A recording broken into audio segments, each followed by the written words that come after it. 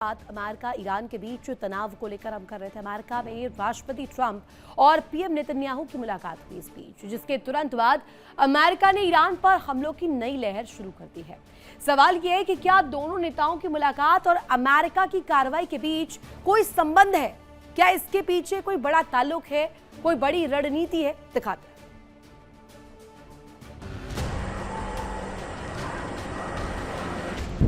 Ui, فوقني ايه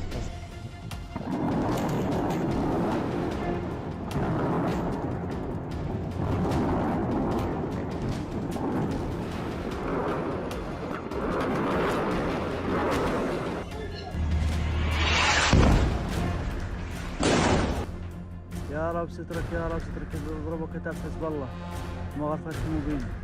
दुनिया के दो प्रमुख नेता अमेरिका के राष्ट्रपति डोनाल्ड ट्रंप और इजरायल के प्रधानमंत्री बेंजामिन नेतन्याहू की मुलाकात हुई, जिसके तुरंत बाद पश्चिम एशिया में तनाव फिर चरम पर पहुंच गया। ईरान से बातचीत के बीच ही अमेरिका ने ईरान पर दोबारा हवाई हमले शुरू कर दिए।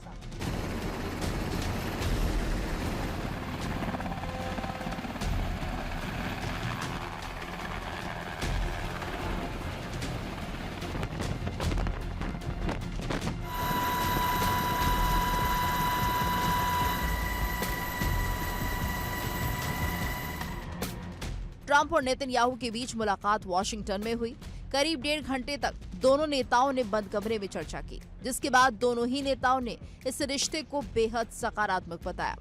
दोनों ही पक्षों ने एक बयान जारी कर ईरान के मुद्दे पर एकजुट होने का संदेश दिया।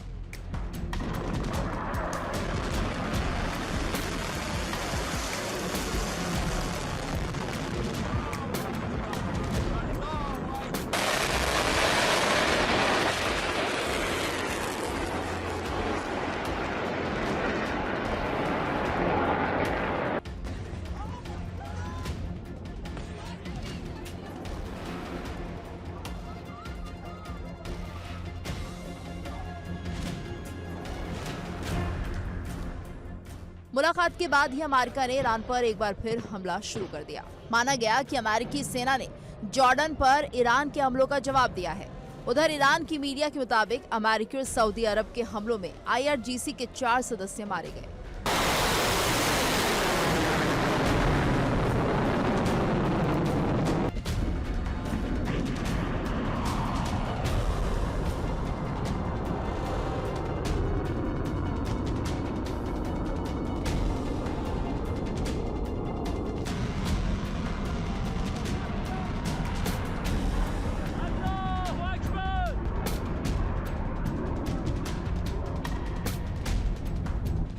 पश्चिमी मीडिया की रिपोर्ट के मुताबिक ईरान की ओर से एक दिन पहले जॉर्डन स्थित अमेरिकी बेस को निशाना बनाकर मिसाइलें दागी गई थी। अमेरिकी सेना का दावा है कि सभी मिसाइलों को बीच रास्ते में ही इंटरसेप्ट कर लिया गया।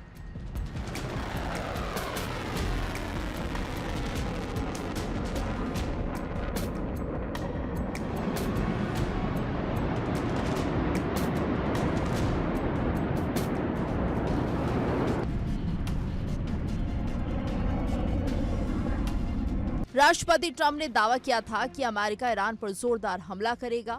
उन्होंने एक बार फिर दावा किया कि ईरान ने मिसाइल हमले को अपनी गलती माना और अमेरिका से जवाबी कार्रवाई नहीं करने की अपील की। अमेरिकी सेंट्रल कमांड यानी सेंटकॉम ने दावा किया कि अमेरिकी बलों पर कथित मिसाइल हमले की कोशिश के बाद ईरान के खिलाफ नए हमले किए। सेंटकॉम के मुताबिक कार्रवाई में ईरान के IRGC के दर्जनों ठिकानों को निशाना बनाया गया। सेंटकॉम ने बयान में कहा कि हमलों में सैन्य कमांड सेंटर, मिसाइल और ड्रोन ठिकाने, तटीय निगरानी एवं रक्षा स्थल और समुद्री क्षमताओं से जुड़े ठिकानों पर कार्रवाई की गई।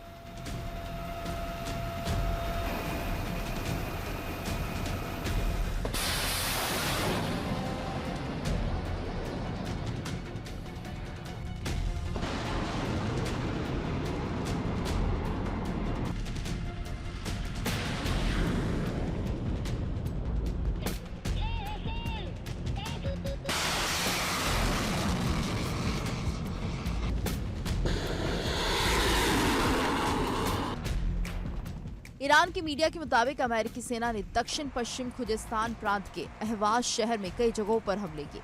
रिपोर्ट के मुताबिक हमलों के बाद शहर के कुछ इलाकों में बिजली सप्लाई भी बाधित हो गई। दावा किया जा रहा है कि अहवाज में कम से कम 7 स्थानों पर हमले हुए।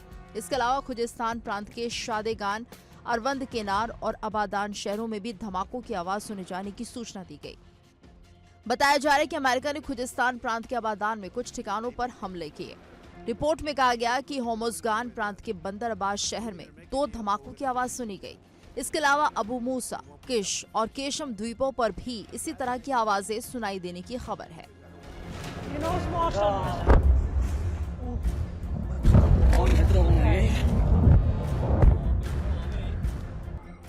ईरान की न्यूज एजेंसी ने दावा किया कि इराक के दियाला प्रांत में अमेरिका और सऊदी अरब के संयुक्त हवाई हमलों में IRGC के 4 सदस्य मारे गए। एजेंसी के मुताबिक चारों ही लोग ईरान के काशान शहर के रहने वाले थे। ईरान की न्यूज एजेंसी ने दावा किया कि केशम द्वीप पर एक रिहायशी इमारत पर हुए अमेरिकी हमले में 3 लोगों की मौत हो गई है।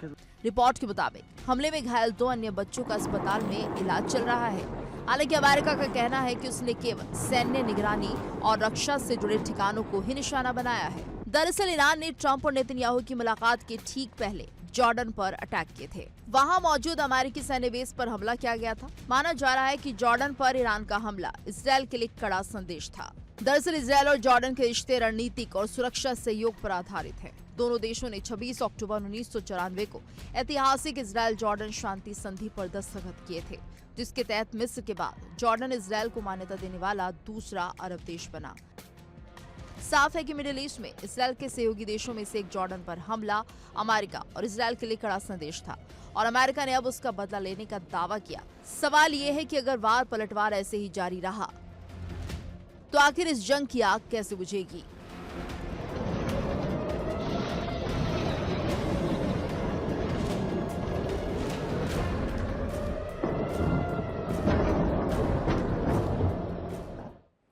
और इस बीच एक बड़ी खबर आपको बता दें, इजराइल का हमास पर बड़ा एक्शन। गाजा में रिहायशी इमारत पर बमबारी, जबरदस्त ब्लास्ट की तस्वीरें सामने आई हैं और इस वक्त ये बड़ी जानकारी मिल रही है। यहाँ विस्फोट ब्रेकिंग के माध्यम से आपको बड़ी जानकारी दे दे, जबरदस्त ब्लास्ट देखने को मिले हैं इजराइल का हमास पर। ये अभी तक का सबसे बड़ा एक्शन। गाजा में रिहायशी इमारतों को इस दफा टारगेट पर लिया गया है। इमारतों को बमबारी की गई है, इमारतों पर जबरदस्त ब्लास्ट किए गए, जिसकी तस्वीरें बाकायदे सामने आई है और ये तस्वीरें बानगी दे रही है कि आखिर इजराइल के मंसूबे के तहत आगे हमास के इरादे को नेस्तनाबूद करने की कोशिश कर रहा है। गाजा की बात करें तो रिहायशी इमारतों को इस दफा टारगेट किया गया। यहाँ इमारतों पर जमकर बमबारी की गई, एक बार नहीं, 2 बार नहीं, एक चेन सीरीज में यहाँ ये इमारतों पर बमबारी हुई है। जबरदस्त ब्लास्ट की तस्वीरें सामने आई है। तस्वीर आप देखिए, यहाँ ये तस्वीरें तस्दीक कर रही हैं कि आखिर इजराइल के मंसूबे क्या है। पूर्णतः हमास के खात्मे के लिए, हिजबुल्लाह के खात्मे के लिए, हूती के खात्मे के लिए जो इरादा इजराइल का था वो अब धरातल पर उतरता हुआ नजर आ रहा है। और ये तस्वीर सबसे बड़ा जीता जागता प्रमाण इस बात का, गाजा में जो रिहायशी इमारतों को टारगेट किया गया, बमबारी की गई, ये अपने आप में दिखाता है कि इस वक्त मंसूबे इजराइल के क्या है। और इस बीच एक बड़ी खबर, यूक्रेन का रूस पर बड़ा अटैक सामने आया। पेंजा में वाइल्ड बैरिस वेयरहाउस पर हमला किया गया है। यूक्रेन ने ड्रोन पर जबरदस्त हमले किए हैं, ये जानकारी मिल रही। पेंजा में वाइल्ड बैरिस वेयरहाउस पर यह हमला सामने आया है। जबरदस्त स्ट्राइक, यूक्रेन ने ड्रोन के जरिए जबरदस्त हमला किया है। यूक्रेन ने ड्रोन दागे पेंजा में वाइल्ड बैरिस वेयरहाउस पर हमला किया गया। यूक्रेन का रूस पर अब तक का सबसे बड़ा अटैक माना जा रहा है। पेंजा इलाके में वाइल्ड बैरिस वेयरहाउस को टारगेट पर लिया गया। आखिर इसकी इंपॉर्टेंस क्या है और ये रणनीतिक पैमाने पर भी कितना अहम हो जाता है पेंजा को टारगेट पर लेना। यूक्रेन ने ड्रोन से जबरदस्त हमले किए हैं। एक और बड़ी खबर, यूक्रेन के हमले में रूस को भारी नुकसान भी पहुंचा है। वाइल्ड बैरिस पर हमले से जबरदस्त नुकसान हुआ है। हमले से बर्बाद हुए गोदाम की तस्वीर सामने आई है और इसको लेकर जो तस्वीर है वो भी नजर आ रही है। यूक्रेन के हमले में भारी नुकसान का सामना भी करना पड़ा है। गोदाम की तस्वीरें, हमले के बाद बर्बाद हुए गोदाम किस कदर नजर आ रहे थे। हमले से बर्बाद हुए गोदामों को लेकर के जो छन छन कर खबरें सामने आ रही, जो तस्वीरें सामने आ रही, वो बानगी दे रही कि इस वक्त हालात क्या बनते हुए नजर आ रहे हैं। यूक्रेन के हमले में रूस को भारी नुकसान पहुंचा है। वाइल्ड बैरिस पर हमले से जबरदस्त नुकसान हुआ है और ये वेयर हाउस जो कि टारगेट पर लिया गया है, जिसके बाद मलबे में तब्दील और पूरी तरीके से राख में तब्दील ये वेयर हाउस होता हुआ नजर आया। अब यूक्रेन का ये स्ट्राइक रूस पर किस तरीके से भारी पड़ता है और यूक्रेन के हमले के बाद अब रूस इसे कैसे रिएक्ट करता है, कैसे जवाब देता है, कैसे पलटवार करता है, देखने वाली बात होगी।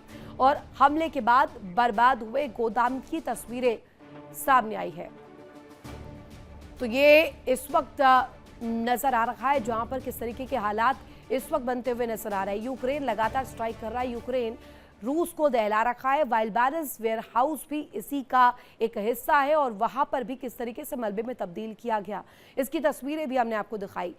देखिए इंडिया डेली 24/7 अब आपके स्मार्ट टीवी पर। इंडिया डेली मौजूद है सभी डिजिटल प्लेटफॉर्म पर लाइव और लगातार। इंडिया डेली 24/7 हर दिन राष्ट्र को समर्पित।